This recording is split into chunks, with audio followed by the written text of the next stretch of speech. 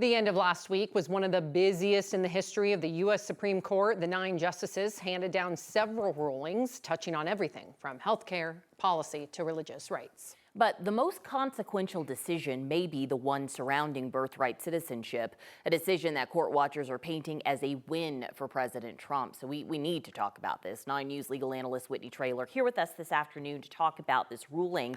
But let's specifically say this ruling was not about birthright citizenship, the substance thereof. This was more so about the courts, like local courts being able to step in and make nationwide injunctions, make decisions for the whole country. Supreme Court said, you can't do that. That's a big decision. It's a big decision, and it's going to really have wide-ranging implications that I'm not sure everybody fully appreciates. And so, yeah, this was framed as an attack on the executive order related to birthright citizenship. But wisely, the Trump administration, they didn't actually go to court saying, hey, whether or not the birthright citizenship issue is constitutional. They went to attack these universal injunctions, saying that a lower court should not be able to issue a nationwide injunction that's going to impact this executive order. And this isn't, I mean, to be fair, this is not the first administration that's wanted to deal with that. Both Obama and Biden really didn't like these nationwide injunctions. But there was a plethora of them in this case because these executive orders. And really, I mean, when we get to the merits and the constitutionality, I think it will definitely be deemed unconstitutional. But right now, the issue was, can a lower court issue a nationwide injunction? And the court said no. And so, as you know, when they first signed the executive order, there was a slew of lawsuits,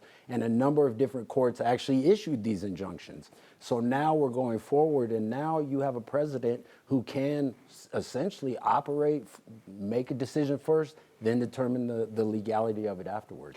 But since this executive order, there has been a challenge. Is there any merit to this? Do you see any traction moving forward? I do see some traction because now all of the challenges before were on the constitutionality, but the way they framed it at the court was about the lower court, so that they haven't dealt with it. So one of the lawsuits that was filed after the court ruled on Friday that the lower courts couldn't impose these injunctions, they amended their complaint to make it a class action. So now you have a class action, and the way they actually describe the class is they say, on behalf of themselves and their future children, they assert the interest of their babies and all others similarly situated, each child who was or will be born in the United States after February 19th, 2025.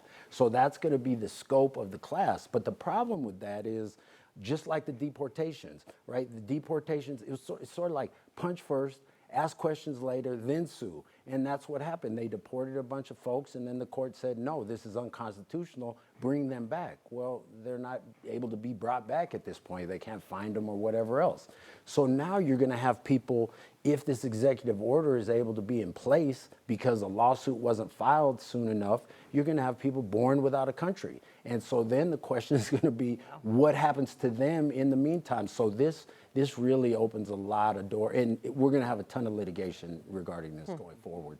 Going back to the lower courts now, not being able to make, nationwide injunctions, the decisions for the whole country. I mean, am I reading this right? It feels like it just gave presidents more power. Will that mean for future generations, future presidents, that they have more power? Well, and I think yes, I think you're exactly right. And I think that's part of the issue. If you have, say, a Beto O'Rourke, who's very anti-gun, come in the next term, I don't even know if he's going to run. But let's say someone like him runs and says, okay, all ARs are unlawful. And so with an executive order, the executive orders direct the federal agencies. So he could say no ARs and then have the DEA, CIA, FBI, and all these agencies go after them. And so and then all these individual lawsuits would have to go forward to determine whether or not it was constitutional. So if that happens, I mean, it's sort of like what's good for the goose is good for the gander, in the sense of, all right, you have presidential immunity. Now you have this executive order. You're really putting a lot of power in the executive branch, and that, to Trump's credit, that is what this first 6 months has been about, is this consolidation of power.